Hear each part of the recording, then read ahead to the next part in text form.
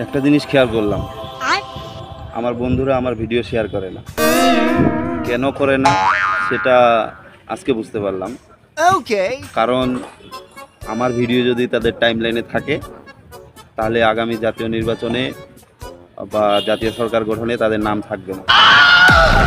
এমনকি তারা যদি আমার ভিডিও শেয়ার করে তাদের টাইমলাইনে থাকে তাহলে স্বয়ং ডোনাল্ড ট্রাম্প তাদেরকে নিষেধাজ্ঞা দিবে। তাই হলো তারা আমার ভিডিও শেয়ার করে না। ঠিক আছে, আসলে বিষয়টা যে এতদূর গড়াবে আমি জানতাম না। আমার বন্ধুরা এই জন্য আমার ভিডিও শেয়ার করে না, তারা ভয় পায় এ দেখে তারা আর ভিডিও শেয়ার করতেছে না। তো ঠিক আছে, ওরা এখন হলো চুপচাপ দেখে আর হাসে।